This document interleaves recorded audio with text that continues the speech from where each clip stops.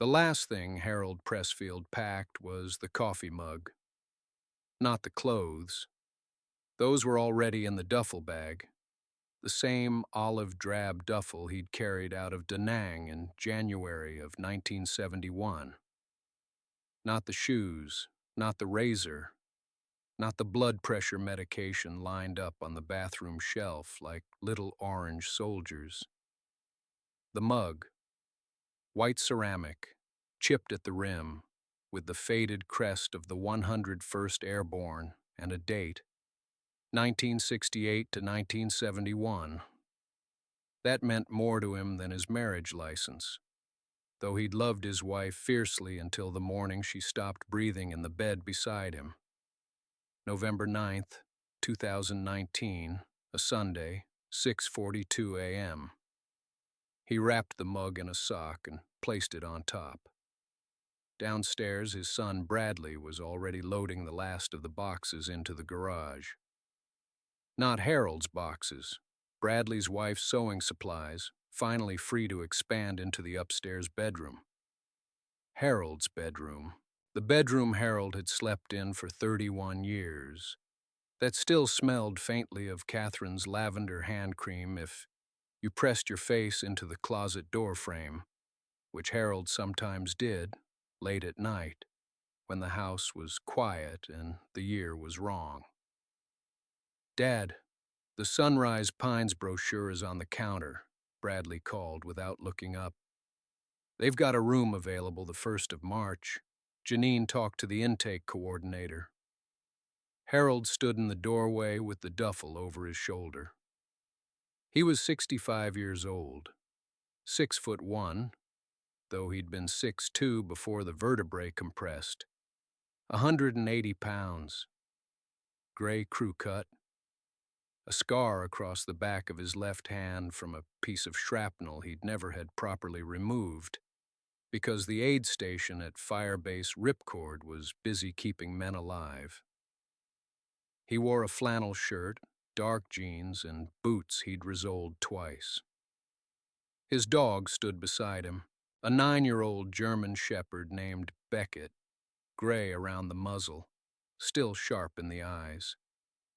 Beckett had been Catherine's idea, the only dog Harold ever agreed to, and now the only living creature that hadn't renegotiated the terms of loyalty. "I'm not going to Sunrise Pines," Harold said. Bradley finally turned.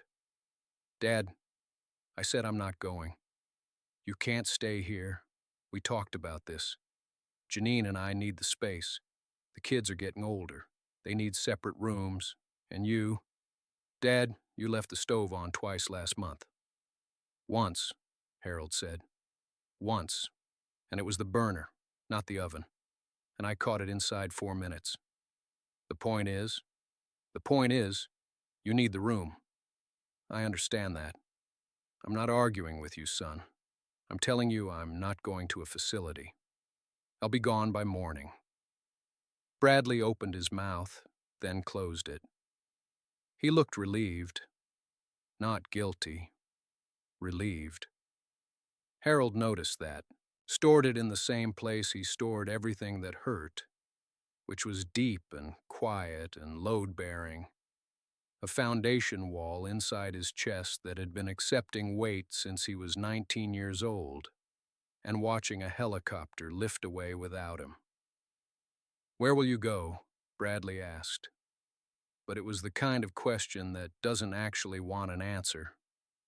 Harold didn't give one. That night he sat on the back porch with Beckett's head on his boot. The yard was dark. February in Leland County, North Carolina. Cold enough for a jacket, not cold enough for snow. The sky was clear and the stars looked exactly the way they'd looked over the Ashau Valley 54 years ago, which was the kind of thought Harold permitted himself once a day and no more. He reached into his jacket and pulled out a folded topographic map. He'd picked it up at the Army-Navy surplus store in Harlow 3 weeks ago. Nantahala National Forest. 600,000 acres of nothing, He unfolded it slowly, running his thumb along the contour lines the way he used to read terrain maps at Firebase Ripcord. Not with his eyes first, but with his fingers, feeling the density of the lines, the steepness they promised. Beckett lifted his head at the sound of paper crinkling. Harold traced a ridge 12 miles northwest of a place called Standing Indian. Elevation 3,800 feet. 2 creek crossings. No road access past mile marker 7 on Forest Service Route 67. He'd already driven out there twice in January while Bradley was at work and Karen was at her Pilates class in Asheville. The first time he'd gone alone. The second time he'd brought Beckett, and the dog had moved through the rhododendron thickets like he'd been born in them. Nose down, ears forward, not a sound. Harold had found a flat bench of land between 2 granite outcroppings, south-facing, with a spring seeping from the hillside about 40 yards upslope. The spring was cold and clear and tasted like iron, which meant minerals, which meant it had come through rock, which meant it was clean. He didn't tell anyone what he was planning. Not because he was ashamed, but because there was nobody left to tell who would understand the logic. His daughter Marianne in Tucson would have called it a crisis. His VA counselor, Dr. Priya Nair, would have used the word isolation the way doctors use it, like a diagnosis. His old platoon sergeant, Jimmy Kovacs, would have understood perfectly. But Jimmy had been dead since 2019. Pancreatic cancer. 3 months from diagnosis to funeral. Harold had driven to Scranton for the service and sat in the back pew of St. Stanislaus and had not cried, because crying was something he'd stopped doing in 1970 and had never successfully restarted. What he did instead was plan. He spent the first week of February assembling gear in the bed of his truck under a canvas tarp. His 1997 Ford F-250, the one Bradley's friends called a junkyard dog when they thought Harold couldn't hear, had 261,000 miles on the odometer and an engine that Harold maintained the way the Army had taught him to maintain everything. On schedule, with documentation, without excuses. Under the tarp, a 4-season tent he'd bought at the Cabela's in Charlotte for $112 on clearance. A sleeping bag rated to 15 below. A Sven saw. A cast-iron skillet that had belonged to his wife, Ruth, and that still smelled faintly of the cornbread she'd made every Sunday, until the Sunday she couldn't. A 50-pound bag of brown rice, iodine tablets, paracord. A first aid kit he'd assembled himself because the commercial ones were always missing the things that mattered. Fishing line, size 6 hooks, a hand reel, 2 tarps, 1 Bible, King James, the only version Harold recognized. He packed Beckett's things separately, a 20-pound bag of dry food, 2 stainless steel bowls. The dog's arthritis medication, Carprofen, 50 milligrams, once daily, which Harold had stockpiled by refilling prescriptions 2 weeks early for 4 months. A wool blanket the dog had slept on since he was a puppy, back when Ruth was alive and the house smelled like coffee and lavender and someone else's breathing at 3 in the morning. On the morning of February 19th, a Wednesday, Harold loaded the last of it while Bradley's car was still in the driveway. He didn't leave a note. He considered it.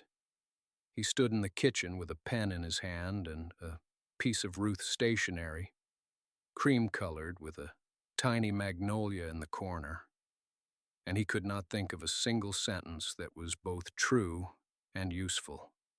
So he put the pen down. He filled Beckett's water bowl for the road. He locked the front door and slid the key through the mail slot, and he heard it hit the floor on the other side with a sound that was quieter than he expected.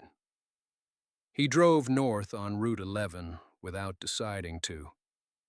That's how it happens when you've spent your life following roads that someone else chose for you.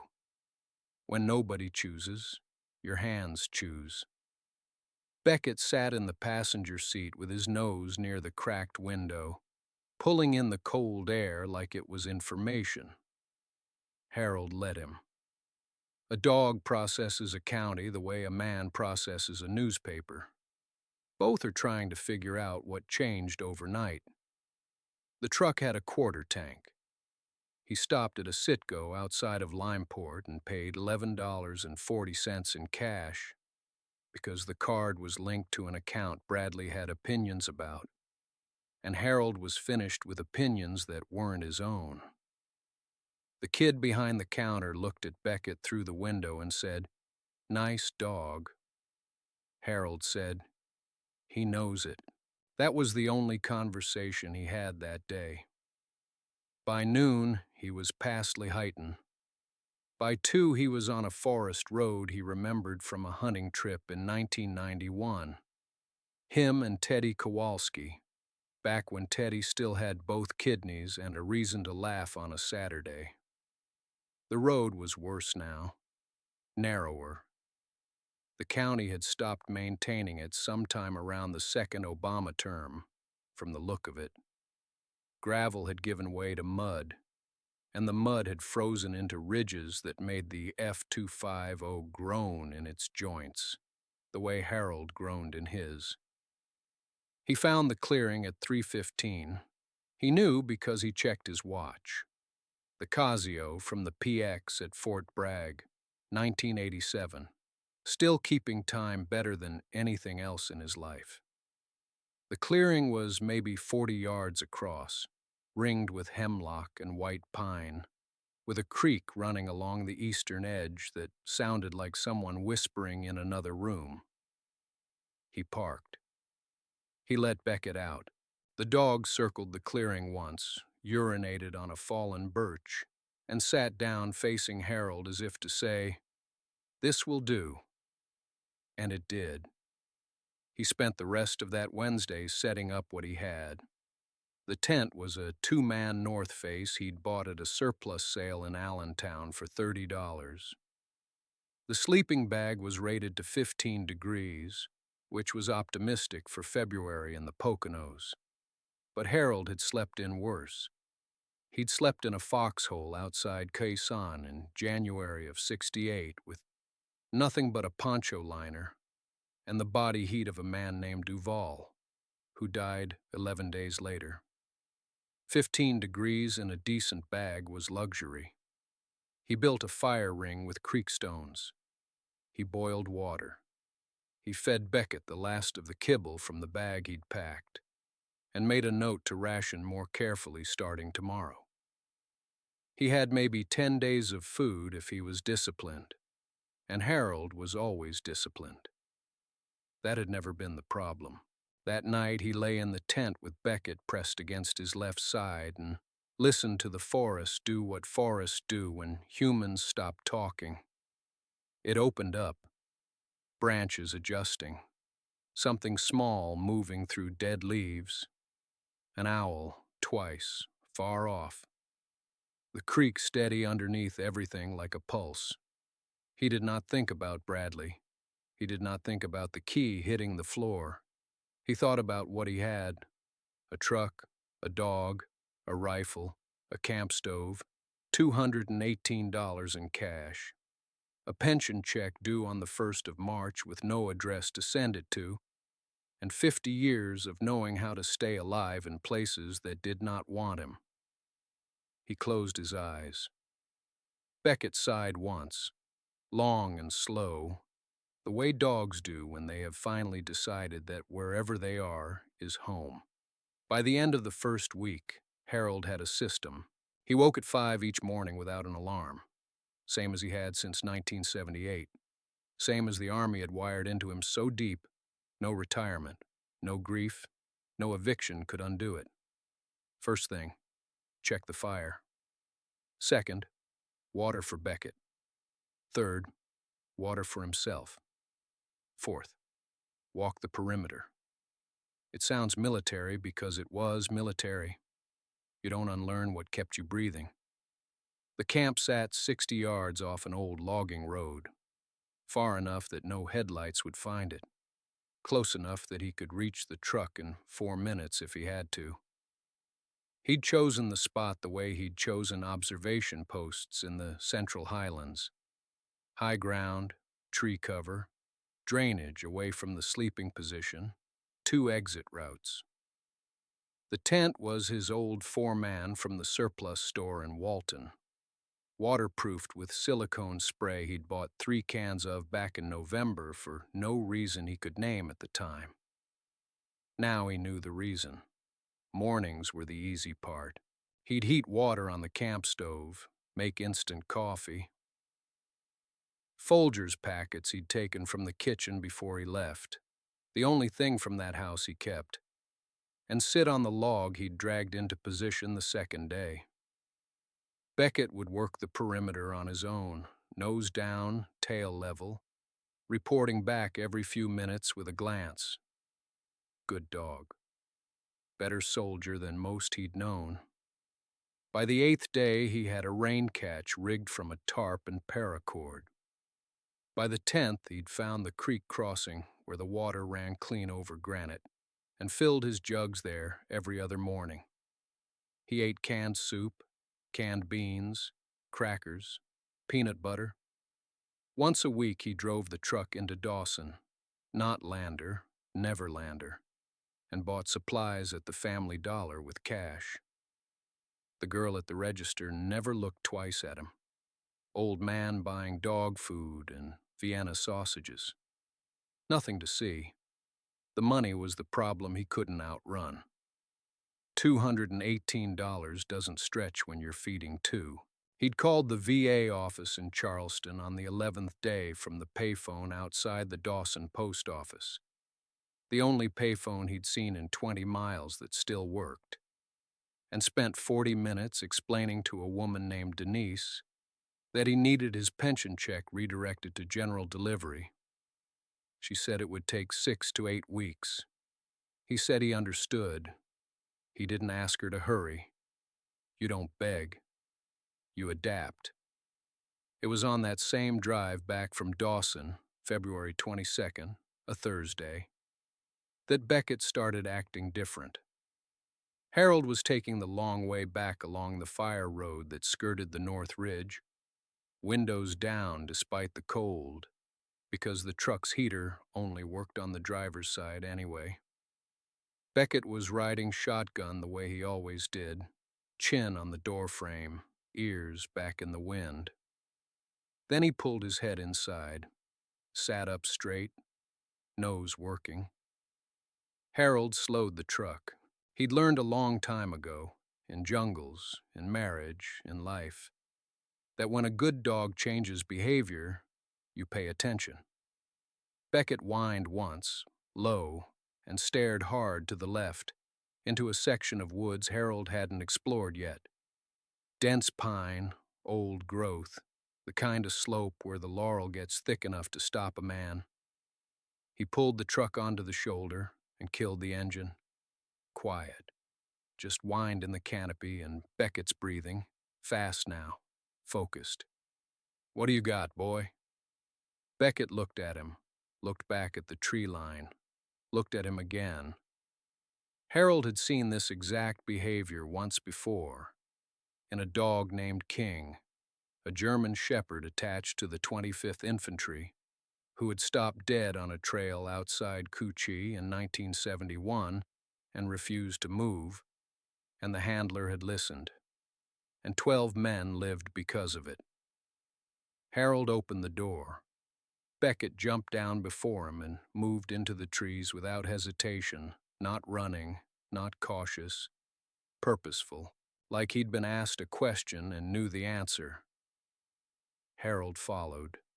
The slope was steeper than it looked from the road. Harold's left knee, the one that had been rebuilt twice, once by an army surgeon in Da Nang, and once by a civilian in Morgantown 18 years later, protested every step. He grabbed laurel branches to steady himself, and the waxy leaves left his palms slick. Beckett moved 15 yards ahead, threading through the undergrowth like water finding its course, pausing every few seconds to glance back and confirm Harold was still coming. They descended for maybe 10 minutes. The canopy thickened until the afternoon light went gray-green, and the air changed. Cooler, damper, carrying a mineral smell Harold recognized, but couldn't immediately place. Earth and concrete. Old concrete. The smell of a structure that had been sealed and breathing its own air for decades. Beckett stopped. He was standing at the edge of a shallow depression in the hillside, maybe 30 feet across, where the ground dipped and then rose again against what looked like a natural rock face. Except it wasn't natural. Harold saw it immediately. The straight horizontal line where concrete met earth, partially buried under 40 or 50 years of leaf litter and root growth. A ventilation pipe, rusted to the color of the surrounding soil, protruded 18 inches from the ground near a cluster of hemlocks, and to the left, half hidden by a collapsed section of hillside, was a door. Not a hatch. A door. Steel, set into a concrete frame, recessed into the slope at an angle that would have made it invisible from above or below. The kind of door Harold had seen exactly once before, at a civil defense installation outside Fort Bragg during a training rotation in 1974, when his unit had been temporarily attached to an engineering battalion doing infrastructure assessments. He stood very still.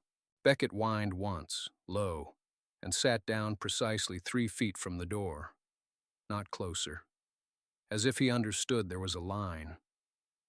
Harold approached slowly. The concrete frame was intact, remarkably intact.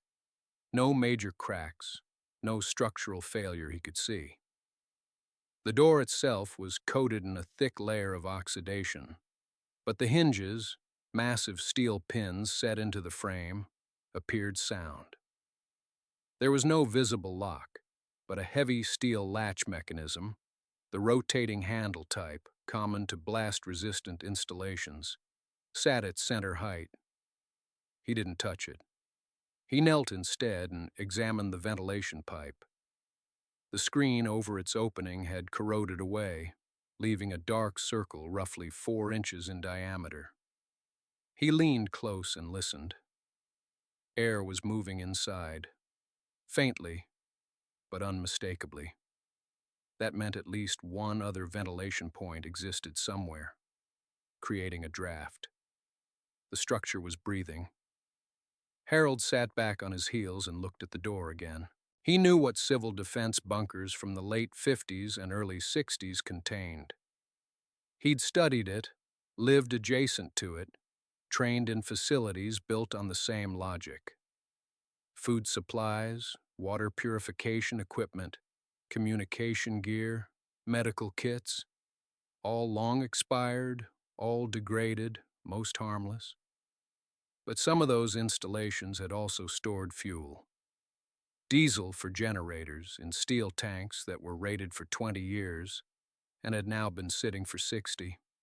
And some of them, particularly the ones built during the most frantic years of 1960 and 1961, had been equipped with emergency power systems that used chemical batteries containing compounds that did not age gracefully.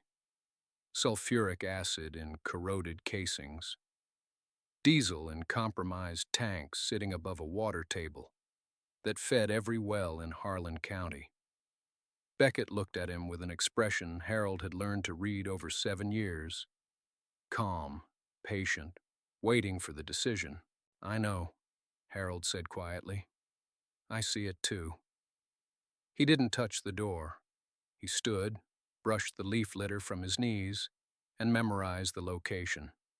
The angle of the slope, the cluster of hemlocks, the distance from the road.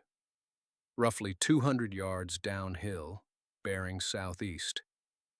He looked at the ventilation pipe one more time, then turned and started back up the slope, Beckett falling in beside him without being called. Because the thing about finding something dangerous isn't the finding. It's what you do in the first 15 minutes after. And Harold had learned, 53 years ago in a country 10,000 miles from here, that the wrong first move kills more men than the enemy. He walked back to the lean-to in silence, but his mind was anything but quiet. The route took 11 minutes uphill, and in those 11 minutes, Harold mapped the problem the way Sergeant First Class Maddox had taught him to map problems at Fort Leonard Wood in the summer of 1971. Start with what you know, then list what you don't. Then figure out which unknowns can kill you. What he knew, a sealed military structure, likely Cold War era, built into the limestone shelf that formed the spine of Buckner Ridge. Concrete walls at least 14 inches thick. A ventilation system designed for long-term habitation, and a chemical smell leaking from a pipe that fed air to whatever sat behind that steel door. A smell that had no business being in a forest in southeastern Kentucky in 2019. What he didn't know, what was stored inside, whether it was stable, whether the county, the state, or anyone with a uniform and a clipboard had any record that the thing existed. What could kill people? If that smell was what he thought it was, and Harold had smelled enough ordnance in his life to trust his own nose. Then the groundwater feeding half of Harlan County ran directly beneath a forgotten cache of deteriorating munitions. Maybe chemical, maybe conventional. Didn't matter. 50 years underground with no maintenance meant corrosion, leakage, and a slow poison seeping into the water table that no one was testing for, because no one knew to test. He reached the lean-to and sat on the cedar log he used as a bench. Beckett lay at his feet, chin on paws, watching him. Harold pulled the spiral notebook from his pack, the same 99-cent composition book he'd been using to track weather, water sources, and game trails, and opened it to a blank page. He wrote the date, Thursday, November 14th, 2019. Below it, he wrote the GPS coordinates he'd estimated from his topo map, the bearing, the distance from County Road 38, and a physical description of the ventilation pipe, the door, and the smell. He wrote it the way he'd written 100 field reports. Clean, factual, no adjectives. Then he sat for a long time and thought about who to call. Not his children. That door had closed on a Tuesday morning 3 months ago, and he wasn't going to reopen it for this. Not the county sheriff. Harold had met Dale Sturgis exactly once, at the hardware store, and the man had looked through him the way people look through old men in work boots. He needed someone who would listen, understand the technical language, and have the authority to act. Someone who knew what deteriorating ordnance smelled like. He needed Ray Purcell, Master Sergeant Raymond Purcell, retired, now living outside of Lexington. They'd served together at Suchi in 71 and 72. Ray had gone career, 30 years, retired as a command sergeant major, then spent another 15 years working civilian ordnance disposal for the Army Corps of Engineers. If anyone in Harold's dwindling phone tree would know what to do with a forgotten bunker leaking chemicals into Kentucky limestone, it was Ray. Harold hadn't spoken to him in almost 2 years. The last time was a phone call on Veterans Day, 2017. Ray's wife Barbara had answered first, said Ray's knees were bad but his mind was sharp, and handed over the phone. They'd talked for 40 minutes about nothing important, which was how they always talked. The important things had been settled decades ago in places neither of them mentioned by name. Harold looked at the prepaid cell phone sitting on the shelf he'd built from poplar bark. $14 of airtime left. He picked it up, turned it over in his hand, and dialed the number from memory. 7 rings. 8. Harold was about to hang up when a voice answered, slower than he remembered, deeper, but unmistakable. "This is Purcell. Ray, it's Harold Egan." A pause, then a low, warm sound. Not quite a laugh, not quite a breath. "Well, I'll be damned. Egan, you alive or is this your ghost?" "Somewhere in between," Harold said. And then he told him everything. Ray listened without interrupting.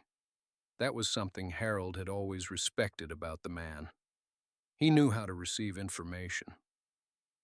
38 years ago, in a forward operating base outside Hugh, Ray Purcell had listened the same way when Harold described enemy positions along a tree line.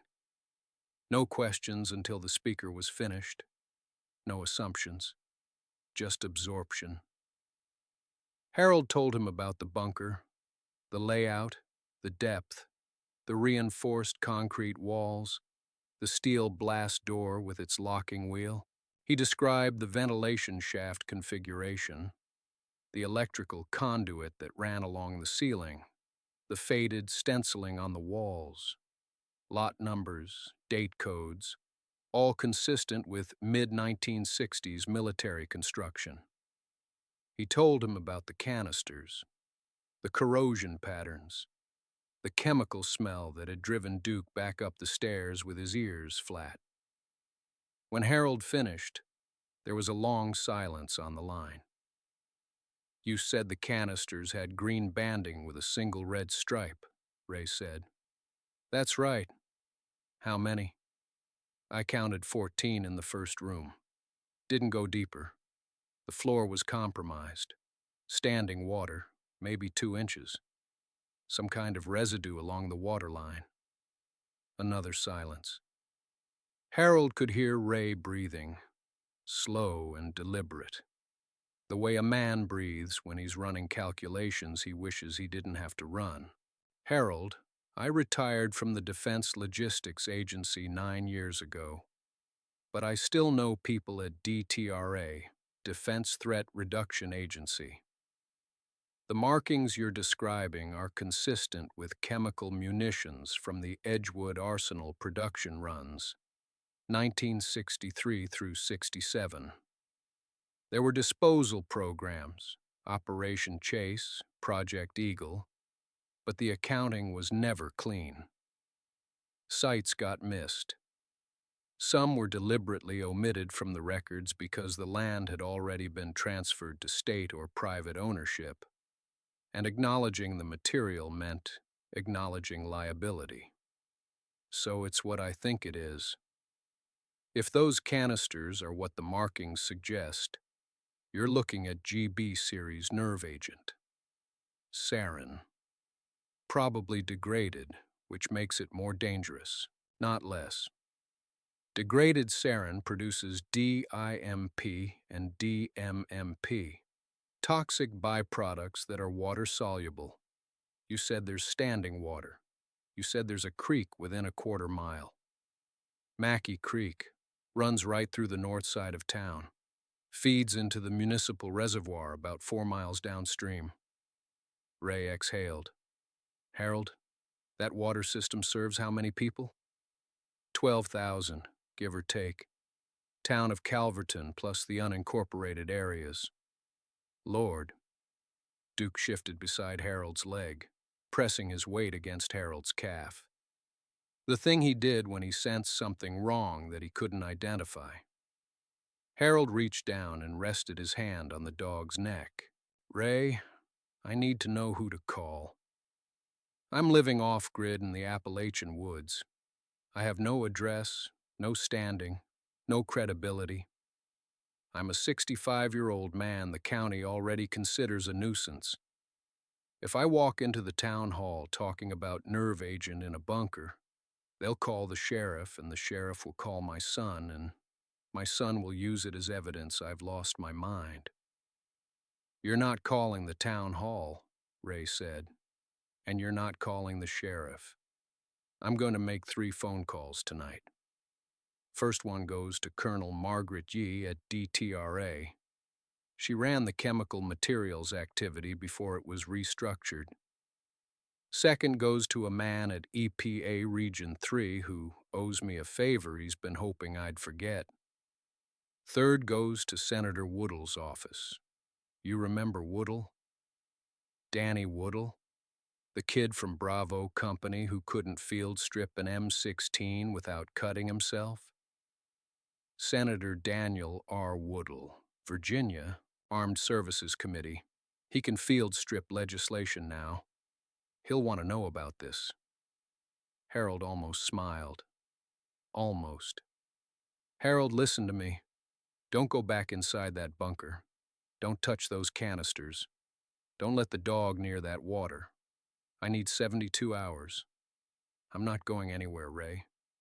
I know you're not. That's what worries me. A pause. Egan, why are you living in the woods? Harold looked at Duke, looked at the fire pit, the lean-to, the shelf of canned goods. Long story? I've got time. Not tonight, Harold said. Tonight you make your phone calls. He hung up and stood there with his hand on the phone for a long time. The woods were quiet. Duke had his chin on his paws, watching me the way he does when he knows something's shifted but can't name it. I didn't sleep that night. Not from fear. I'd slept through worse. From arithmetic. I sat by the fire and ran the numbers in my head, the way Ray must have been running them in his office 400 miles away. 14 canisters. Sodium content in the creek. Distance to the Granger municipal water intake. I'd walked it once, maybe 6 miles downstream through the ravine. Flow rate after the spring rains. How many homes on that system? How many kids filling glasses from the tap every morning without a thought in the world? 72 hours, Ray had said. I gave it 48 before the first vehicle came up the old fire road. It wasn't a government SUV, it was a rust-colored Subaru with Pennsylvania plates and a woman behind the wheel who looked like she hadn't slept either. She stepped out holding a clipboard and a field kit, the kind with sample vials and pH strips and a handheld spectrometer that probably cost more than my truck did new. Mr. Egan? That's me. Dr. Patricia Morse, Army Corps Environmental Liaison. Colonel Beaumont sent me ahead of the team. She looked at my lean-to, looked at the fire pit, the tarp shelter, the dog. Didn't ask. I respected that. The site? Quarter-mile east. I'll walk you. Duke came with us. He stayed close this time. No pulling, no curiosity. Animals remember what made them sick. We stopped at the tree line above the bunker, and I let her go ahead. She pulled on nitrile gloves, then a second pair over those, then a respirator from her kit. She was inside for 40 minutes. I sat on a stump and watched the entrance and listened to the birds and thought about my son Ryan standing in my kitchen 8 weeks ago telling me it was time. Time to sell. Time to simplify. Time to stop being a burden on people who had real lives to manage. I remembered his wife Lisa standing behind him with her arms crossed, not meeting my eyes. I remembered the exact words. Dad, we're not asking. And the sound the screen door made when I walked through it for the last time with a duffel bag and a dog. Dr. Morse came out pale. How many canisters did you count? 14. I count 14, plus what looks like a 15th that ruptured. There's residue on the floor, crystallized. The secondary chamber has standing water with visible contamination. This is not a minor remediation, Mr. Egan. This is a Superfund level situation. She pulled her respirator down. Her hands were steady, but her voice had tightened. The creek, how far does it run before it hits municipal infrastructure? 6 miles to the Granger intake. She wrote that down, underlined it, wrote it again. Colonel Beaumont's team arrives Thursday with full hazmat containment. EPA Region 3 has been notified. They're sending an assessment group Friday. There's a congressional inquiry being opened, which I imagine you know about. I know about it. Until then, this area needs to be secured. No civilian access. Can you keep people out? I looked at the woods around us. Nobody had come up here in 50 years except a thrown-away old man and his dog. That won't be a problem. She almost smiled at that. Then she looked at my camp again. Really looked at it. And something crossed her face that wasn't pity exactly, but was close enough to make me turn away. She didn't ask where I'd sleep. She already knew. After the convoy left, 3 trucks, the black sedan, a county sheriff's cruiser that had shown up sometime during the conversation, the woods got quiet again.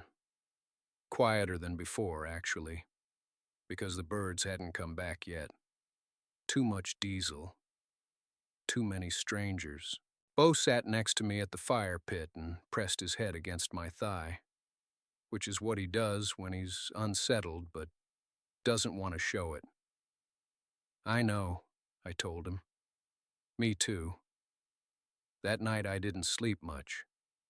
Kept thinking about those drums, about the way rust had eaten through the steel in some places and left the soil underneath, stained a color that didn't belong in any forest. Kept thinking about the creek. 6 miles to the Granger intake.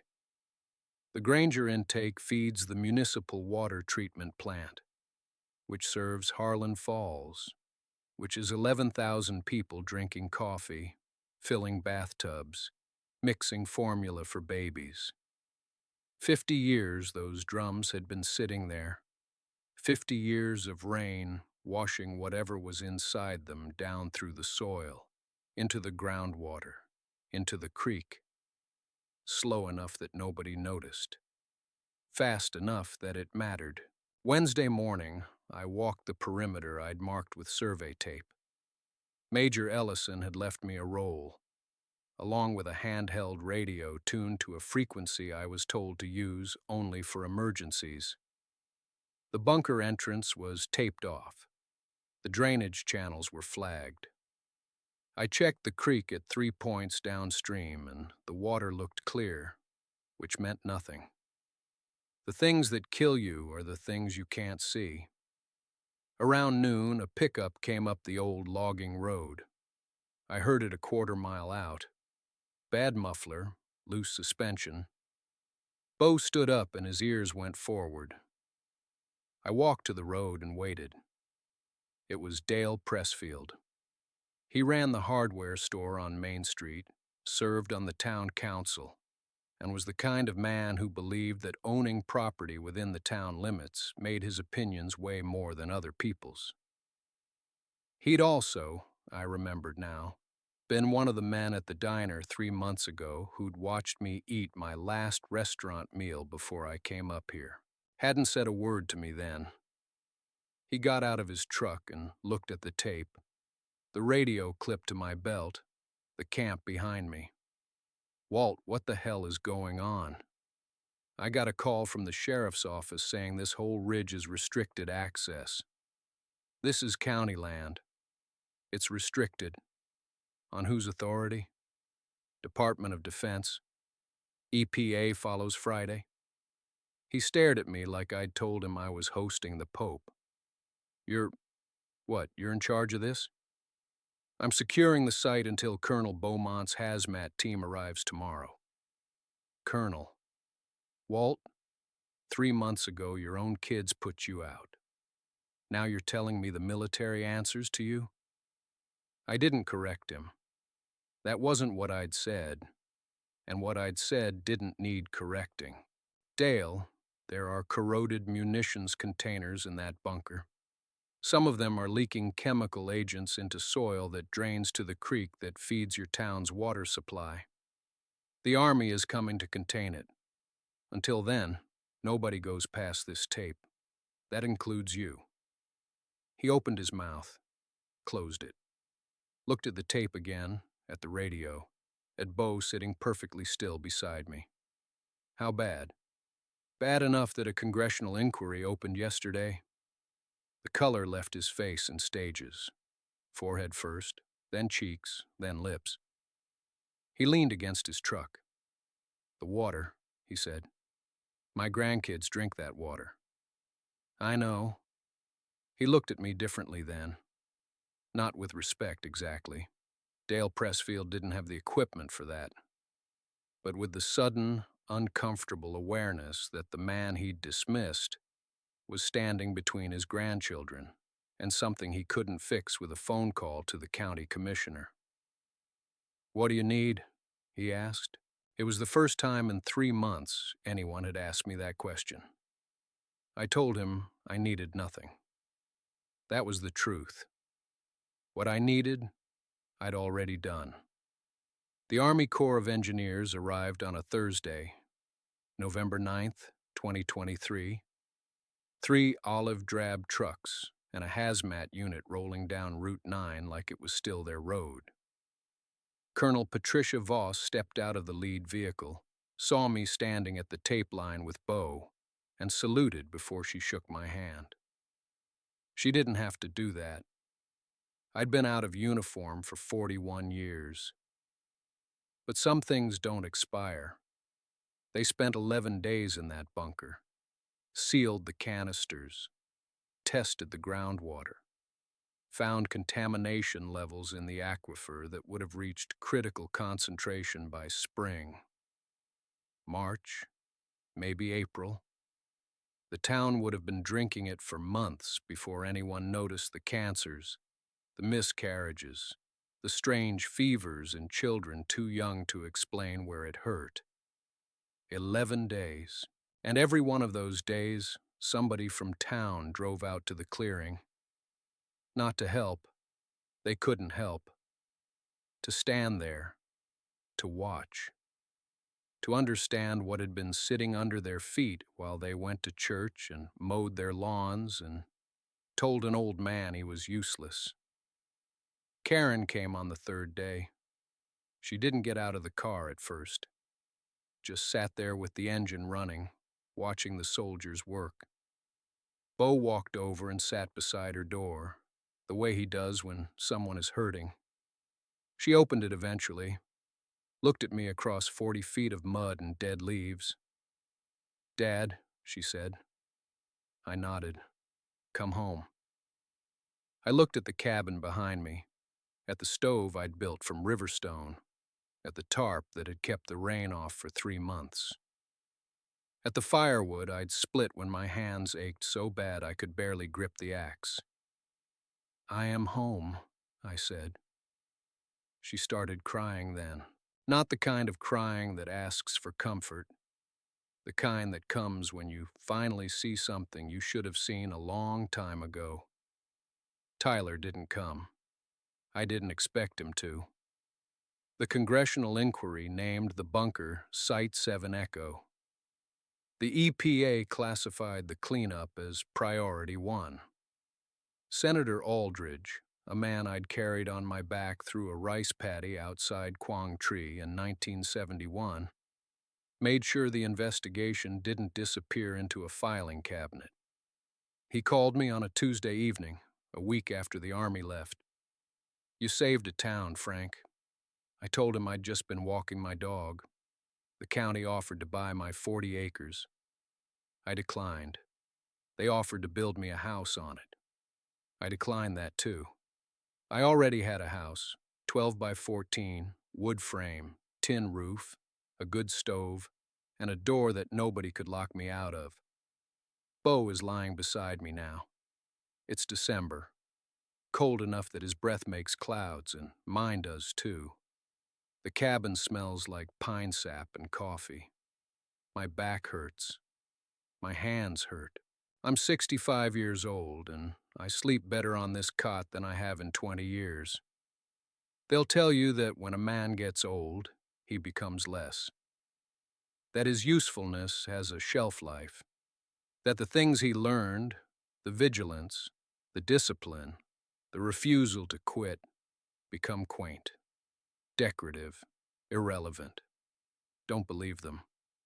Somewhere right now, there's an old man sitting quietly in a room full of people who think they know better. He's not arguing. He's not proving anything. He's just waiting. The way he learned to wait in places these people will never go.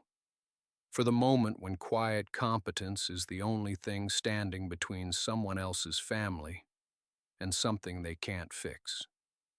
If you know that man, tell him you see him. That's all he's ever needed. Just to be seen. If you are that man, keep walking. And take your dog